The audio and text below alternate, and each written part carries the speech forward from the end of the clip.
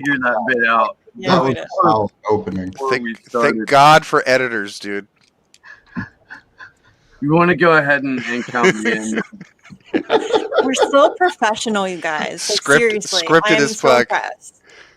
Man, we Yeah. like I got to start compiling a blooper reel or something. Yes. I have a video. Of Steve going, DC. I'm gonna run around my house right now. The DC early mornings are a wealth of. Those first few, man. God, you guys were salty. It was great. I think we were all salty as shit. It was like 3 a.m. I'm like, what the fuck? I like the ones that were just mostly like grunts and stuff. Those were my favorites. Yeah, the first there were no words. In DC doing it, and we're just like, those first 2 were great. Yeah.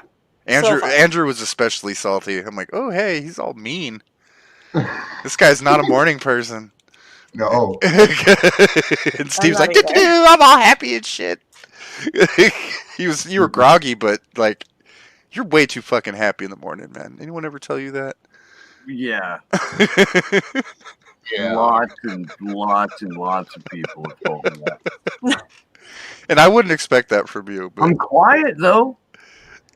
Yeah, what's your brain? It's like your brain doesn't quite fire yet. Once the jokes start coming, I know you're awake. Yeah. All right, go ahead and count me in, and we'll fire this fucking puppy up. 5, 4, 3, 2. You're good. Hey everyone, welcome to the Free Assange Vigil. My name is Steve Poikinen. I'm joined by Andrew Smith and Misty Winston. And we had such a fantastic conversation with Alex Davidson this morning that we flat out ran out of time to cover the witness statement of Clive Stafford Smith. As planned, this is going to take place in 2 parts because it is rather extensive. And quite important as it relates to Julian's case. So we're going to go ahead and go through the first half of that statement now, and yeah, we hope you learn from it and share it with people. I don't know. We'll kick it over to somebody else to kind of set it up. Yeah, Clyde Stafford Smith was actually the second witness to testify in Julian's case. And as we'll go over in the statement, he talks about tons and tons and tons of different aspects about it. And during his cross-examining, actually, is where the defense tried to say that they were only going after Julian for the names of informants more than the releases in and of themselves. So it's really the way that he breaks it down in his statement, and then also what took place in the cross-examination was really important, I think. So I guess we'll hop right into it. Let me figure out which. There we go. Do you want to start, Misty, or should I? Either way, I guess we should also kind of mention that this is a guy who has worked with people in Guantanamo Bay. So he's a lawyer, and his clients are, he's done a lot of different things, but he has specifically worked with people in Guantanamo Bay. So that's just kind of his background and his sort of relevance to the case. He was, kind of helpful in working with Julian on that aspect of it. So, I can start, Steve, or you can, either way, doesn't matter. Go ahead. I'll pick up. I thought I had. Okay. I thought I had the right PDF open, and I don't. Now I gotta go dig for it. No, you're cool. I got it. Okay, so there were rumors of torture, to be sure, but nothing that was well substantiated. It turned out that our decision was fully justified. Almost everyone had been tortured and abused, and far from being the worst of the worst, an extraordinary number of them had nothing to do with terrorism. Even so, a regime had to be established to guide how we would be permitted to access our clients, permitted access to our clients. These rules included A, anyone who wished to have access to the detainees had to go through a security clearance process. B, we had to agree to meet under conditions that, while supposedly confidential, we knew were subject to monitoring by the authorities. Indeed, there have been various instances when we caught them snooping on our supposedly privileged meetings. Next slide. C, we had to agree that any notes we took while visiting our clients would be taken from us at the end of any meeting and sent to Washington. Then originally we had to fly to Washington, D.C. to type up our notes, which would then be reviewed by the so-called privilege review team, who would decide what we would be allowed to take out. D, we had to sign a statement guaranteeing that we would never seek funding from the U.S. government. So those are all just kind of rules that he had to deal with in trying to access his own clients in the situation that he went through in that.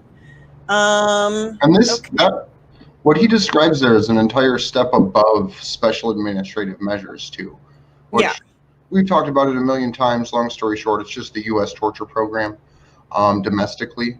And then this regimen, this regime, as they call it, is a step even above and beyond that, where instead of only having your conversations with your client as a lawyer monitored, those notes get sent directly to Washington, where you then have to go and take notes on your own notes. So I just think that's fucking grotesque. Like, that's the most blatant violation of attorney-client privilege. It's amazing. It's amazing, right? That's a thing. Crazy talk. Oh, and by the way, don't ever try to get funding from the U.S. government. Right. That's just not going to happen. In fact, we'll make it conditional to your ability to meet with your client. So crazy. Sure. Right. Okay.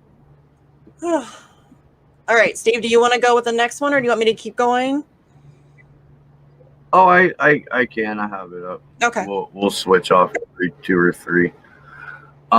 There were many implications of these and other rules. For example, we had to fight tooth and nail to get basic information through the system. The first client I met in 2004 was Mozambique, and I typed up some 30 pages on how he'd been tortured, how he'd witnessed a murder of a prisoner in Bagram Air Force Base, and his current mental health status. It was all censored because the torture and murder apparently reflected, quote, methods and means of interrogation, end quote, and the mental health material raised privacy concerns, which clearly my client had waived for me.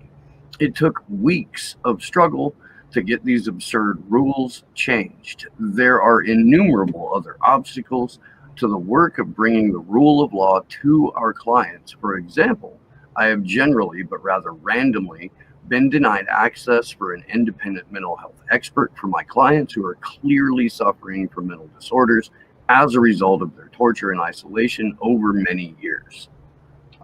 Next slide. Without revealing anything that I am not allowed to reveal, I can say that I have been surprised at just how dreadful the U.S. intelligence has been. That has been used to justify keeping my clients indefinitely detained without trial. I have, as an American citizen, also been crimes committed against my clients. While there have always been, oh my God, there was even a pronunciation key earlier. Lacune. Yeah. I'm glad that wasn't me.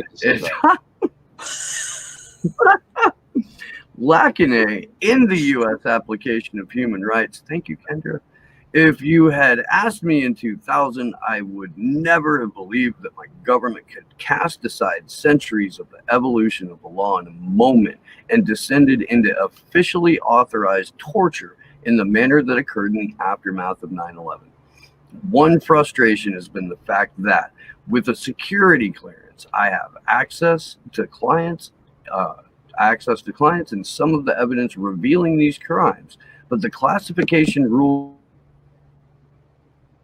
prevent me from either achieving justice for the prisoner or at least bringing the case to court of public opinion such that public pressure may force accountability. So the way that just speaking with your client, if your client is in Gitmo, and Andrew's right, this is definitely a next level special administrative measures, but it underscores exactly what Julian Assange is basically going through at Belmarsh now with his inability to communicate with his legal team for 6 months, having his mail stop being delivered, not being access to the materials used to defend himself, gluing down the damn keys when they finally gave him a keyboard. Well, right now we're almost 45 days past the end of his trial, and last week, as far as we know, he still hadn't gotten a laptop to review anything from court to help with the preparation of his final arguments. Like, that's why the final arguments submission date was delayed, is because Julian just wasn't given a laptop with that information on it to review. So it even still continues on after the court trial. Well, and the fact that the closing arguments aren't being, broadcast, even to the media, even with the few that were allowed access to the cloud video platform during the second round of hearings, it is, it's a miscarriage of justice in and of itself, but if justice mattered in this case at all, it would have been dismissed immediately when he walked into the courtroom in February. Or it wouldn't have even happened in the first place. Like this, it should have never, we should have never gotten to this point. It should have never, if, actual law meant something, and fairness and all of those things that we claim to be about, if those things actually meant something, we wouldn't even be having this conversation. We would be hailing him as a hero, and but we live in a cartoon. It's true. I keep hearing, or I keep seeing, like, more people directly say that now, and bless some of their hearts for actually attributing it to me. I didn't. I thought I was making a joke when I said it. I really did. It was really quite accurate, sir. So I'll read slide 5 and pass it over to you. Okay.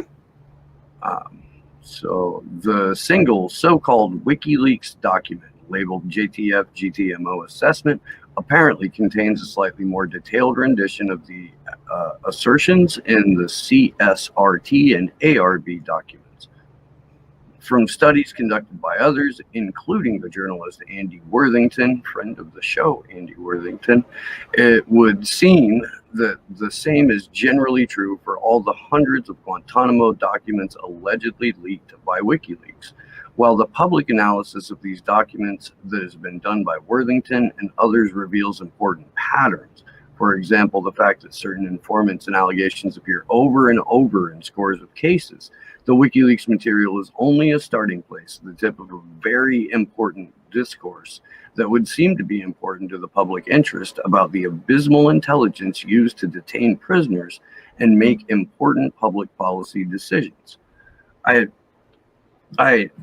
hate to break it to Mr. Clive Stafford Smith, but the public is not part of the public policy making decision process. That gets done by the people who run intelligence agencies, and by the people who run corporations, and by the people who run think tanks. And eventually it gets its way down to Congress, where they're given their marching orders and they go and they follow orders. And that's how a bill becomes the law. I remember that from Schoolhouse Rock. Yeah. Yeah, there was actually a Schoolhouse Rock where they did it on Saturday Night Live, of all places, and it only aired like once, and then they yanked it and made sure that even when they replayed that episode that this bit was not in it. But it's a Schoolhouse Rock bit, like how a bill becomes a law, and it's all about the just revolving door of lobbyists and fucking donor money and greased wheels and shit like that. It's great. Nice. Yeah. That's amazing. Yeah, they were like 92 or something like that, and they only let it air the one time. That's but you awesome. can still find it. Maybe you can still find it on YouTube. I bet you probably can somewhere. Yeah. I do think that he makes an important point here, though, that the WikiLeaks material is only a starting place, the tip of a very important discourse. Because I think that really, I mean, WikiLeaks exposed a lot of shit, but really, it really is just the tip of the iceberg. Like they're doing things that are way worse than we even know, even with WikiLeaks, you know, like and it was 10 years ago. Yeah. All of this information that we are going through now and have gone through is about things that happened and were revealed 10 years ago. And about things that had happened from like 2006 to 2009. Yeah. And this was the last big disclosure of anything like this. Like, they've had a decade of absolute darkness. Yeah. Imagine what they've done in that decade that we don't know about. And we can kind of extrapolate from the Afghanistan papers that David McBride, you know, is responsible for disclosing. But that's to take what happens in Australia, the way that Australians behave and the way that their military is structured and the kind of crimes and fraud they commit. Like, no, it's not going to be the same, but you can get a basic overall general picture because they're being trained by U.S. Special Ops. They're being trained by different liaisons from the U.S. military in a lot of cases. So it's an extension of our empire, really. Absolutely. The Five Eyes Alliance is,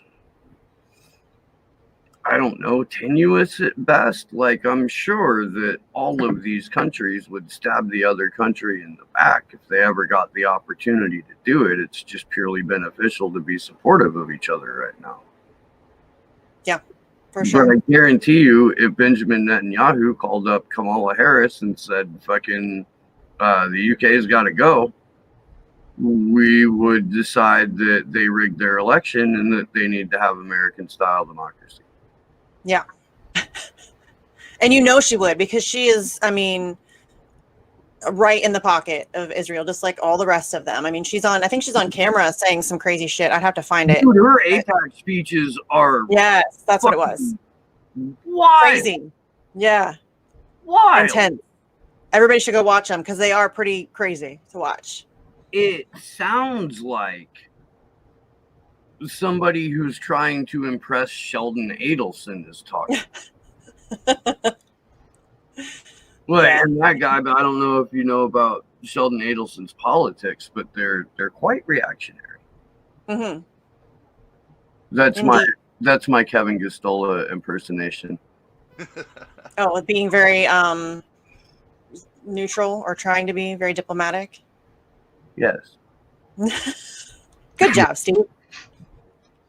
You pulled that off nicely.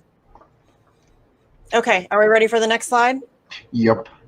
Okay, so. And Andrew, at any point, if you had, sorry, Mr. Yeah, Andrew, do you want to jump in? I can. If you want. Okay, From go for it, dude. your Yeah. PDF, please, by all means, interject. We can take a little bit more time with this. We're not trying to rush through a vigil. Sure. When I heard about the WikiLeaks Guantanamo Bay leaks, I assumed that it would be the kind of thing that I'm used to seeing. The 1,800 odd pages of mainly classified material that I used to disprove the government's case in Chikuri. Hope that's right. Instead of the JTF GTMO assessments, they were the worst possible case the government could come up with against each of our clients. The assemblage of the highly unreliable material that was being used in habeas cases without the impeachment material. It is worth noting that if there were 13 pages of the Chikuri JTF GTMO assessment, we managed to declassify much of the 1,800 odd pages of material that undermined the government's often outlandish claims. Roughly 138 pages for each page of their allegation. Thus, with years of work we had to put into the investigation, we were able to expose a mass of material that essentially disproved everything significant that the government alleged. Legitimate source that a number was 9, as the family could tell me. This is a hypothetical example, but based on a frequent reality. Because I was involved in so many cases, I gradually became familiar with half a dozen or more super snitches in Guantanamo. All of these men make up stories against Mr. Chikuri. These were per materials that were blatantly unclassified 14 years into the Guantanamo experiment. To give a sense of the many examples laid out in the Chikuri Traverse, perhaps the most notorious of all informants, a statement that lasted 85 minutes, where he informed on 93 individuals. This statement where he inculpated, yeah? I don't know, man. Inculpated more than one person per minute, was used against Mr. Chikuri and others to justify their indefinite detention, despite his being found unworthy of belief in serious cases, or in a series of cases. Again, merely as an example, another of these informants was a deeply disturbed man whose efforts were to ingratiate himself with the U.S. military interrogators were largely focused on his desire to get America to get penis enlargement surgery. Do you want to pick this next part up, Steve? I just want to take a moment and pause because there's a super snitch program. Right? Like, period. End of story. And look, it's that way in every prison, jail, county lockup, what have you. Since people came up with the idea of jails, it's just snitched on 93 people in 85 minutes. Yeah. I mean, that's moving. Like that. Well, I mean, these are people who aren't. They are just snitching on people to get things for themselves. They're not even telling on real. They're just making shit up so that they can get special treatment. And apparently, I mean, that's how it always works. Figures heavily into that one dude's. Oh, that's fantastic. So, according to this guy, this is the next slide. He says, I was never a homo or gay, but I have a problem. I can't get married because my penis is small sized. I'm fucking sorry, dude. That must suck. I went to the doctor and they said there is no help. They said I couldn't have an operation or surgery of any kind because I'm poor. I want to get the operation or drugs in America or Europe. Who can help me? I can't talk to my family about this problem because it's too shameful. This is not my fault, and I still feel like a man. This is bullshit, and it's a big problem for me. Apparently, it's a much smaller problem, homie. Sorry. When I was first in Iraq, I knew I needed America to help myself because I don't want to stay alone in life. Declassified Chikuri Traverse at 2:48. Statements by these super snitches continued to be used as the basis of detaining someone indefinitely without trial, even where the military's own interrogators found an informant to be incredible. Chikuri Traverse at 2:02. The military CSRT found an informant to lack credibility. Chikuri Traverse at 175, where a series of federal judges had found that the informant unworthy of belief. Indeed, such materials are still used against the detainees I continue to represent today. Next slide. I'm sorry for being a child. I am. I'm not that sorry. But it's just so pathetic that they would take, like, that our government would take a person like that and then use that fucking ridiculous desire to have him turn into a guy that'll rat 93 people out in 85 minutes. You remember the Chappelle? It was like maybe one of the first Chappelle shows ever where Dave goes and visits the internet. Mm-mm. And no, I remember that. Josh? I can't remember it offhand, but I've seen it. Yeah, I'm sure I've seen it. I just don't remember it. Pops up like every 30 seconds trying to get him to click on a link so that he can have a penis enlargement. It was like every spam email for like 3 years. Yeah. Yes. Back Ridiculous. in the AOL days. Yeah. Dial-up days. Yep. Man. We're old. Hey, look, I'm really happy that I remember a pre-internet world because Yeah, me I too. can enjoy myself without a device in front of me. Yeah. Word. Or read a freaking book, or like go make some stuff, or stare at nothing for quite a while and be perfectly content. I'll take it. I will. This is slide 10. The U.S. could not even get his age right. Instead of being in his mid-20s when he was detained in Karachi, he was actually just 14 when he, an African whose family came from Chad, left the racial discrimination of Saudi Arabia to seek a cheap education in Pakistan. He was sold to the U.S. for a bounty and then interrogated by an American using a translator who spoke Yemeni rather than Saudi Arabic. But when they worked this out, they came up with the notion that when he would actually have been 9 years old, he had been a leading figure in the London cell of Al-Qaeda, even though he had never left Saudi Arabia at the time. I never worked out where they came up with that mad theory, though I have to assume that it came from an informant who knew he had a lawyer with a British accent and who confected the story. So can we talk about that for a second? Because these Yeah. motherfuckers sold a 14-year-old for a bounty and made up this story that at 9 years old, he was a leading figure in the London cell of Al-Qaeda. Now, I have a 10-year-old. She's pretty smart, but I don't think she's smart enough to be the leading figure of a terrorist organization, especially given the fact that dude had never even left Saudi Arabia at the time. So they're just like straight making it up.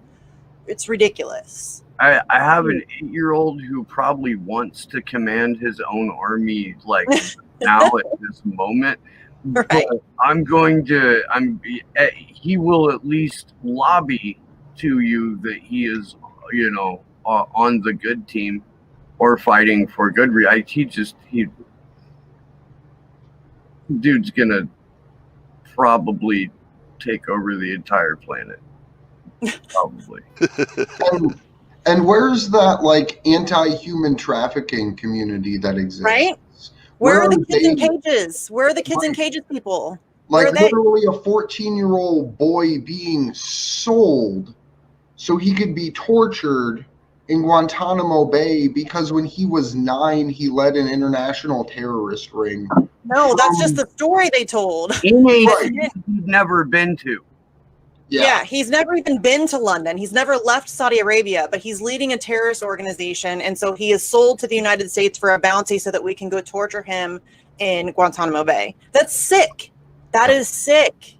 And yet, that's what your government's for doing. months, even after the story fell apart, like people like Tammy Duckworth, who is a triple amputee from America's illegal wars, who is out there still pushing this, but Putin put the bounty on the Americans to the Afghanis, and so that's why troops are getting shot. Or Putin bad, bounties, and yet here is a 14-year-old who was sold to the U.S. Do you guys remember when like terrorist bounties were a thing that used to get bragged about on television? Like they were bold as fuck about it. Yeah. I mean, if you remember our conversation a while back with $20 million reward or 26 million, they had to up it because nobody would turn in bin Laden for $20 million, so they upped it to like $26 million, which is the funniest fucking thing in the world to me. Like, okay, would you do it for 21 million? No. 25. You're going to cave at 26. I know you're going to cave at 20. We're setting in at 26. That's it. That's all you do. You don't get a penny more than $26 million for information leading to the capture of Osama bin Laden. Yes, he's in the Rolodex at Langley, but we got to make this look convincing. But yeah, we're selling 14-year-olds. It's fine. Or no, we're buying 14-year-olds. I'm sorry. Oh, and United selling. Right. But I mean, in this situation, we bought a 14-year-old to torture. I mean, what the fuck? Oh, and this is just fine with everybody, I guess. It's normal. Yeah. Welcome to the United States. You would, I mean, dude, you know, lonelier than, I can't even say that. I'm sorry. Never mind. It's a Bloodhound Gang song, all right? Okay. Not my exact words, but no, man, you'd be like lonelier than Medea Benjamin at a Garth Brooks concert if you fucking try talking about this to the kids in cages people, or the people who are like, oh, I'm anti-war, or I'm pro-life. I'm pro-life. Yeah, I don't care that a 14-year-old kid was sold to the U.S. so that we could torture him because he's from the wrong country. Right? Where are the QAnon people? The pedophile ring people? Where are they? Where are they on this? Save the children, but only Not that one. If there might be a Democrat responsible. And only certain children under certain conditions. Oh, so sick. Well, that crowd just figured out that Democrats rig elections. So I would put them about 4.5 years behind where we are right now. They got a lot of catching up to do. Yeah, they do. A lot of aspects. Was everybody surprised when JFK Jr. turned up on election day to arrest Hillary Clinton? Because that was amazing. I saw that. I was impressed. JFK Jr. Cartoon. Oh boy. We live in a cartoon. Dude, how could you? Oh. Hey man, just watch I know you've seen it, but for anyone who hasn't, go into the search thing up there and look up the Juice QAnon, and it'll literally put it all in context. We've said it a million times. They say it even better, that it's literally just a psychological operation to get people who would otherwise be standing up for people like Julian to be chasing flight records and praising Daddy Trump. Yeah. Let's get. Excuse me. I'm going to read slide 11 and then pass it on to somebody else. There are many other similar cases which have taken a large amount of investigation and litigation to force what has often been a limited disclosure of truth concerning criminal acts committed against our clients. The Guantanamo Bay issues remain vital and current today. It must be said that the U.S. has, in most respects, resisted what is, in my view, a vital and public debate on the issues of torture. Indeed, all this must be put in the context of the only truly official investigation into torture by the U.S. authorities, which was a report issued by the Senate Intelligence Committee. While the executive summary itself redacted corroborated what some of my clients had told me, it was an extraordinary document in the world of inquests insofar as the Senate did not interview any of the victims of torture, but rather relied solely on the documentation in the hands of some of the perpetrators, the CIA. There's a lot in those 3 sentences. I mean, a lot. Yeah. Anybody want to take a swing at that real quick? I mean, the fact that the only official thing is the Senate torture report's fucking insane to me. Like that's been the only ever investigation into torture in the United States is the Senate torture report. Like, we know that as early as, I think it was 2003, Nancy Pelosi got read in on what the torture programs actually were? Yeah. They literally did walling. And for those of you that don't know what that is, that's when they tie a collar around someone's neck and put a chain through a wall and then pull the other side of the chain and beat them against the wall. That's one of the things that the Senate Intelligence Committee found out was known about as early as 2003 or before. Well, I find it amazing that they didn't even bother to interview any of the victims of the actual torture. And I don't find it amazing. I mean, it's totally expected. But I mean, they just rely on, as always, the documentation from the CIA. Like, yeah, those guys are going to tell you the truth. And it's very typical of our government. I mean, it's no different than, they had the ability to interview Julian Assange. He offered many times to speak to anybody in the FBI, Mueller, James Comey, and they not one time did they speak to him. I mean, he's like the centerpiece of this whole conspiracy theory that, he worked with Trump and Russia to get these leaks to damage. I mean, they never once even interviewed him for that. Not one time. And he offered. So, I mean, this is just how they operate. They don't want the truth. They just want whatever the CIA is feeding them. And that's what they'll present as fact. And that's the end of it. Well, and Ray McGovern speaks rather eloquently on James Clapper's role in trying to prevent or delay and successfully heavily redact the torture report. It is absolutely worth going to raymcgovern.com to poke around a little bit for one of his essays on that particular subject. Really, dude, those are three incredible little chunks of sentence there. What he's essentially saying is that as the lawyer for a Gitmo detainee, you more or less you have to go through the equivalent of a FOIA process just to get information on the person that you're representing. Mm-hmm. That is so on brand. It's fucking unconscionable. And the way he talks about it, he makes it sound like it's not even necessarily to get it, but it's to have it be able to be presented in court. Because he says that he had access to a lot of this information through his classified security clearance. But it was being able to take that classified information and then get it moved into the public realm. So these are things that he already knew was going on, but that he had to then fight tooth and nail to even be able to present as fact in court. Yeah, and my take on it. This is when Joe Lauria started saying, "Are you catching what's going on? Because you could never hear this in an American courtroom."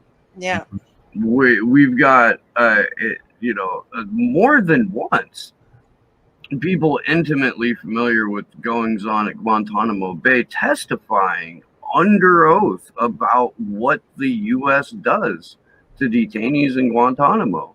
And he's right. We've never had a public discourse on torture. It was fucking swept under the rug immediately, to the point to where most people were satisfied with, we tortured some folks. And that's bad. They were like, oh, okay. You just, are we done? Tell us we're done. Do we do that anymore, Black Jesus? Do we? Fucking.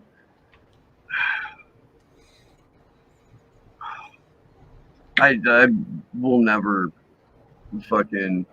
It'll. And I'm not gonna say never, but it will take a lot to get me to forgive or work with the people who immediately fell asleep on the anti-war front the moment Barack Obama got into office.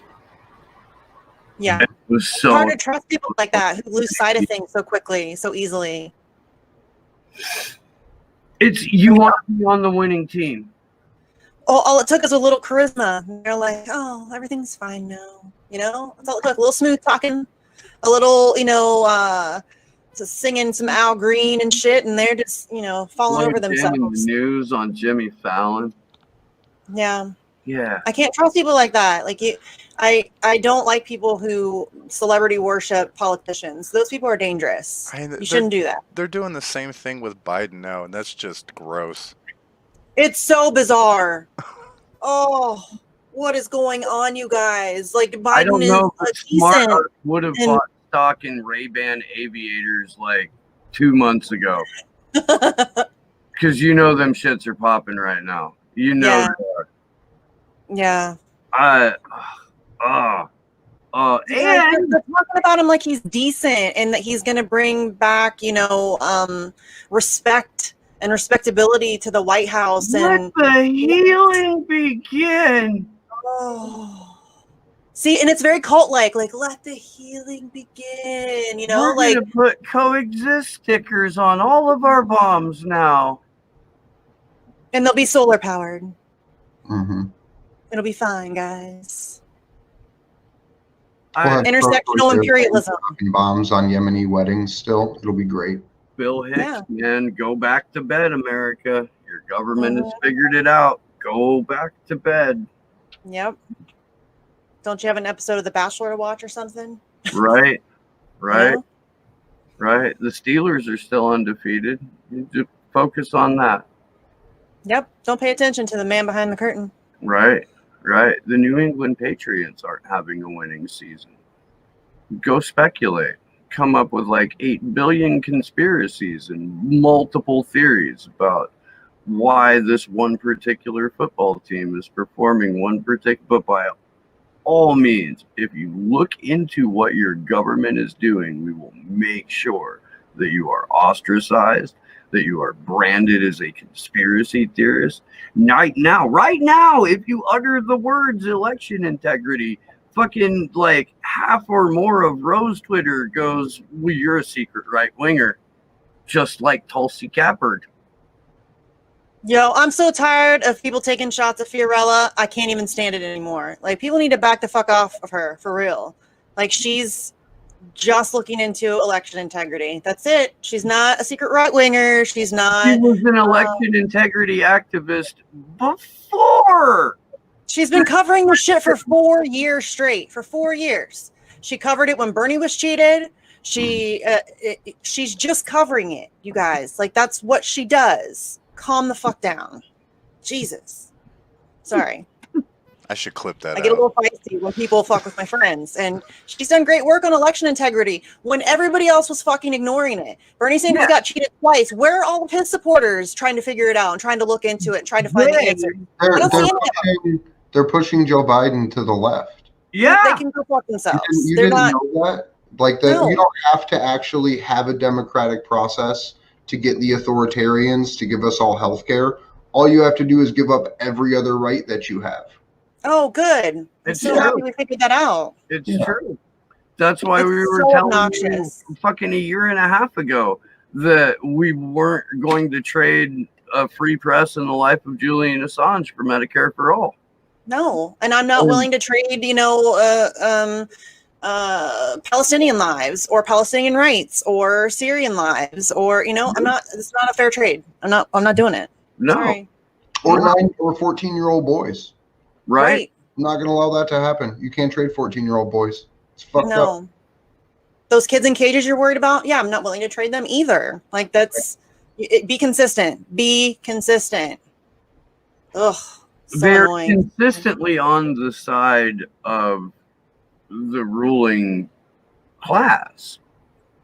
So they're consistently on the side of whatever happens to work for them at the time. It's this selfish, like, oh, well, I want Medicare for all, so I'm willing to ignore, kids being tortured or weddings being drone bombed. Shut up. No. You stop talking about that. You're hurting everything. Did you vote for Trump? You must be a secret Trump supporter. Nazi collaborator.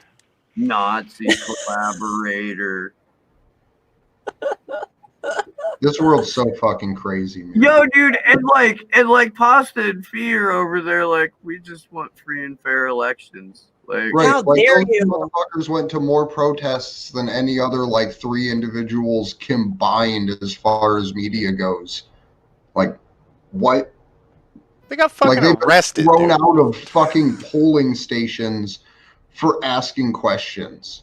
Yes, like they've gone to like these Yeah. meetings, like these election integrity meetings in LA County to like 9-hour long like seminars about this shit. And I mean, Yeah, for all the people who are out. trashing Fiorella, like where the fuck have you been? What coverage have you done? What have you even approached the topic of election integrity? I don't think Only so. to So maybe just shut up. at it, They may have talked about it a week ago. or they may Maybe have they did talked like an about it 8-minute 4 years video. ago.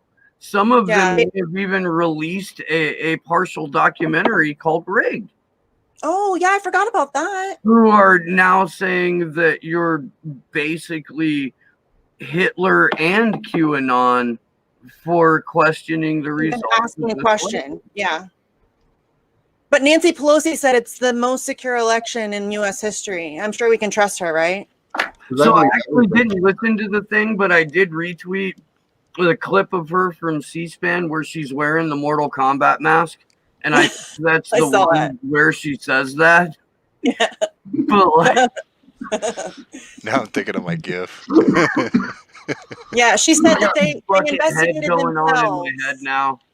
I'm Yeah, just they investigated picturing, like themselves, Nancy and this Pelosi was- like ripping democracy's heart out to finish it type shit. Yeah, Man, I'm gonna pull this tearing it up. quick. You should look at my Oh. GIF that I put up for it, Andrew. It's good. I gotta find it, dude. It's too much. Where'd it go? Did Twitter remove it? I don't know. I haven't been on Twitter. It doesn't. Oh wait, was that? There we go. Nice. Good old man. You. It was supposed to be a joke. It was Mortal Kombat.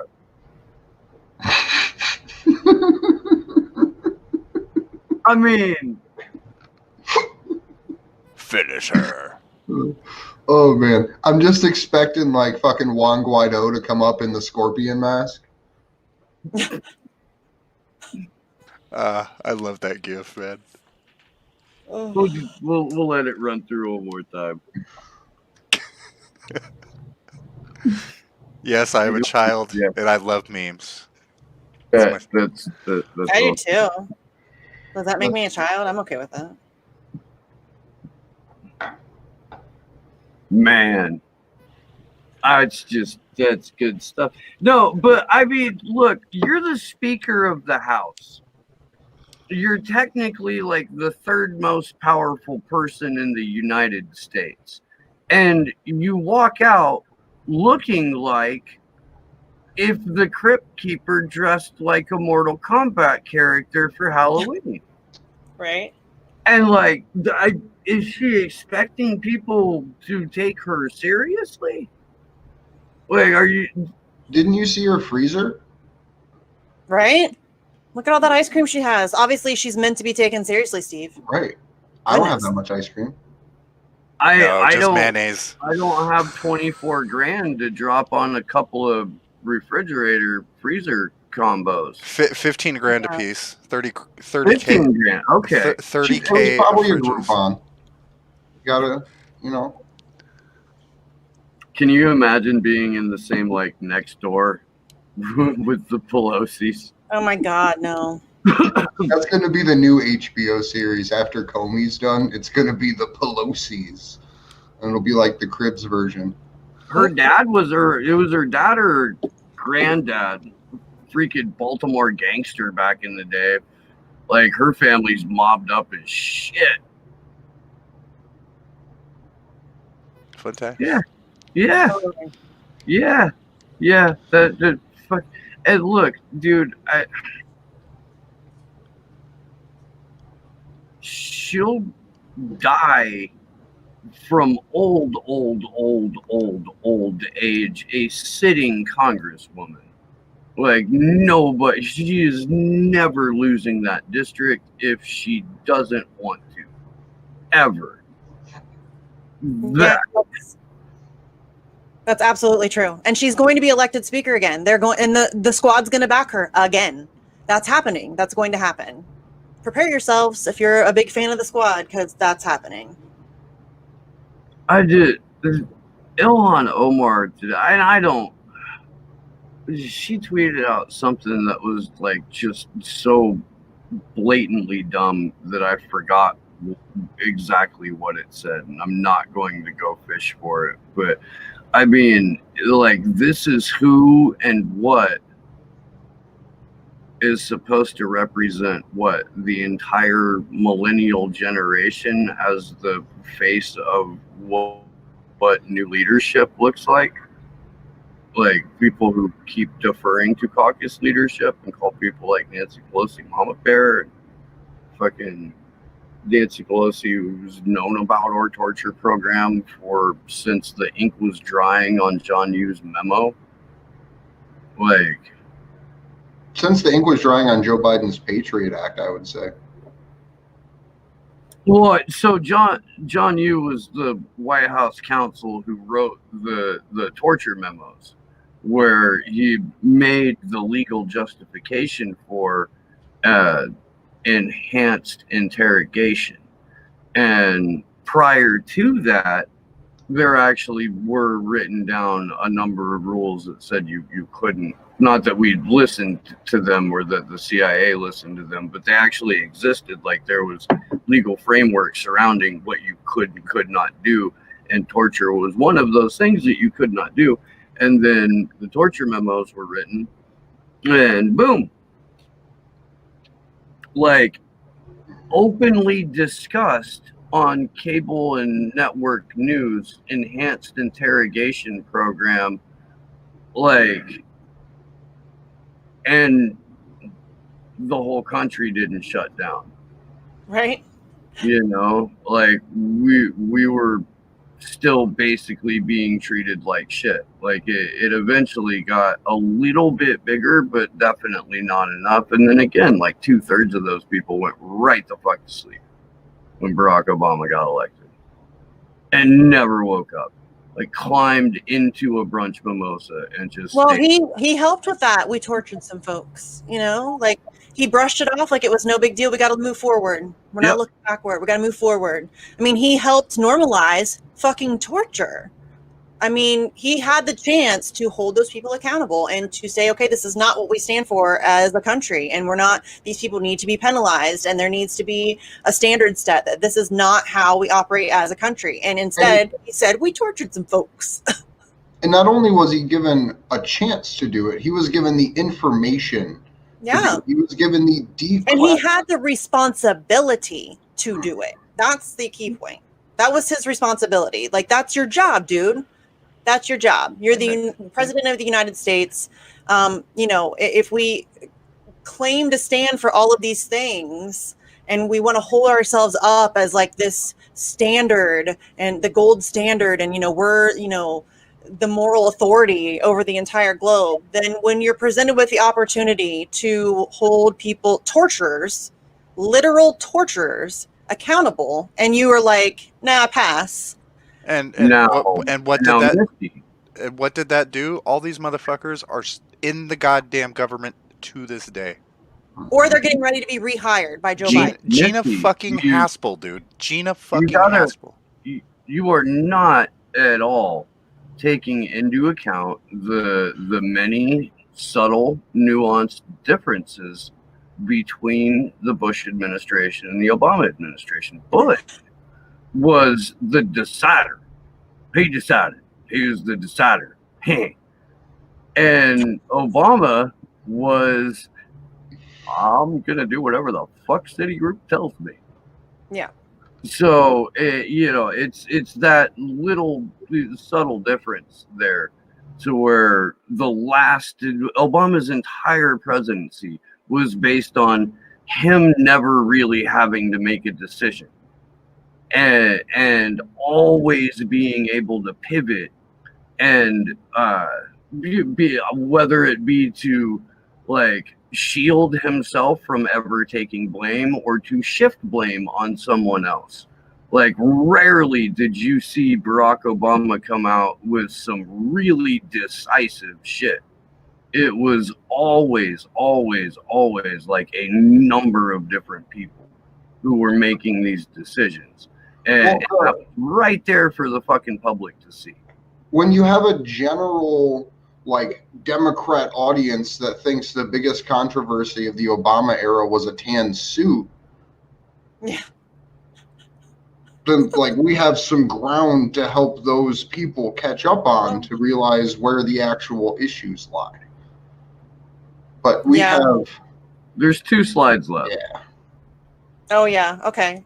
Andrew, you want to read them? Or? I don't. I'm terrible at reading. I feel like I don't do everything I try. We'll jump right in then. This extraordinary information has not yet resulted in Mr. Rabini's release, largely because President Donald Trump has declared by tweet, later confirmed in practice, a U.S. policy that nobody would be released from Guantanamo during his administration. Far from this, President Donald Trump has recently announced an executive order that threatens sanctions against anyone who helps the ICC investigate American crimes. This is another attempt to prevent the truth from emerging, the public policy issues at stake. The WikiLeaks materials in the Chikori case also reflect the government reciting statements by ISN 1458 Binyam Mohammed, I'm guessing, as if they were true, without mentioning the fact that he was rendered to Morocco for 18 months, where the interrogators took a razor blade to his genitals before rendering him onto the dark prison in Kabul for further torture. So when we first read this, when we were going through this originally as a group, I think it was fair that most of us didn't actually know that Trump had tweeted out that no one's getting out of Gitmo. That was something that, as a group, we hadn't realized was true. And I would like people to go and look that up for themselves, because it is fucking jaw-dropping. Because it goes back, I don't know, it goes back to the middle of the Obama administration, where Trump... There was a time when he criticized Obama for not shutting down Gitmo, but then it very quickly shifted. There's like 1 or 2 tweets of him not even really criticizing, but just pointing out that he had promised to do it, but then did not. So it wasn't even really criticizing him for having not done it. It's more of like, look, he broke a promise, or he said he was going to do something and didn't do it. So, but then there are a multitude of tweets of him talking very strongly in support of Guantanamo Bay. So yeah, it was pretty... I think it was 2017 was the tweet that Trump put out where he said no one is getting out of Guantanamo Bay. And prior to that, Misty's right. He was like basically a booster. Yeah. It's nuts. You go get on an advanced search in Twitter and @real Donald Trump in Guantanamo, and boy, Gitmo. You gotta, because I was trying to look up Guantanamo, and I couldn't. I was thinking about that, Steve. There's no way he can spell Guantanamo, so he did Gitmo because there's no way he was spelling that. Let's be real. All right, and then the sanctions with the ICC. Because that's something that part of it is the Khalid al-Masri case that we've talked about multiple times, to where the disclosures of WikiLeaks are being used in the International Criminal Court to go after the United States for war crimes. And I love the WikiLeaks Trump and his fucking bulldog Pompeo are going after the International Criminal Court and their families for investigating American genocide. Well, not only are the WikiLeaks releases being used in the International Criminal Court, but they've been used in court cases like with Khalid al-Masri to get his whatever judgment he got in his court case. Victims of torture are using these releases in their own lawsuits and stuff. So, Vanya Maruzzi just tweeted out that as a direct result of WikiLeaks, Italy was able to convict but granted in absentia, but if they ever travel, they'll be extradited to Italy. 26 people, 24 of whom were part of a CIA torture squad. Yeah. So the WikiLeaks releases have been vital in some of this stuff. But we can get back to all of this too. I'm just going to read the last slide off here. Go for it. Yeah, that's fine. The dirty bomb plot was hugely significant in that it was a matter of international public policy rather than merely a false confession that might cause trouble for an individual prisoner. The intelligence prompted U.S. Attorney General John Ashcroft to announce that the plot had been thwarted involving Jose Padilla and Mr. Muhammad. After years of laborious investigation and work, we were able to expose it as total nonsense. And eventually, the prosecutors came down from the death penalty to an offer of time served in his military commissions case, an offer we roundly rejected, resulting eventually in his release without any charges at all. The nub of it all went back to when Mr. Muhammad was being tortured in Pakistan, when the U.S. agents asked him what he knew about nuclear bombs. He refused to cooperate with them, asserting his rights and saying that he would only speak with the British authorities, as that was where he lived. This made them think he was guilty. So they applied torture, whereupon, to get them to leave him alone, he eventually admitted that he once read an article that detailed how to build a nuclear bomb.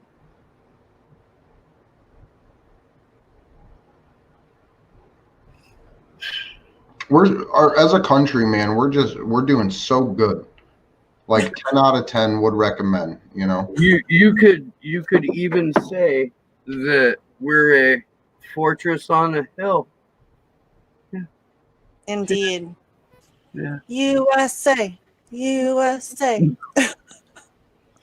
Like at what point But shout out to Danny Sherson and the crew at Fortress on a Hill. They do a magnificent show, and you should check it out if you don't already. All right, I think we're good to wrap. We good to wrap? Sure. I think so, unless there's anything else you guys want to touch on from these slides. I think we've pretty well gone through them all, though. Yeah, I mean, torture does not give reliable evidence. I think that's something that we can all agree on, that it's bad. Yeah. Never trust a super snitch. Yeah. If you, yeah. With a super snitch with a small penis, nonetheless. Right? Because like the big penis super snitches, they have less to lose. Jesus Christ. Don't they have more to They have more to lose. Like, Well, they don't need to have U.S. friends to get them a surgery, though. I mean, Oh, like they can be married, you know. true. this is I would not like to thank my everybody master for joining us for the the special. show tonight. Yeah, I didn't even want to put it in there, but the guy was a super snitch. Yeah. Super Yeah. snitch. No, the whole thing was in there so that Andrew could make me read out the fucking that whole paragraph. Brilliant. You did so well, Steve. Child. You only slightly giggled like a schoolgirl. I giggled more than y'all, but I was muted. That's fair. That's very fair. All right, we But yeah, done? I would like to thank Josh for helping us out behind the scenes, getting this recorded. I would like to thank Alex for joining us a little while ago for our Saturday vigil. And I'd like to thank the two of you. I almost called you fucking not Misty. I'd like to thank you, Misty and Steve, for hopping in to do this too. I can't wait for Tuesday when we get to go over the other half of this, because it basically only gets better from here as far as this statement goes. So thank you very much for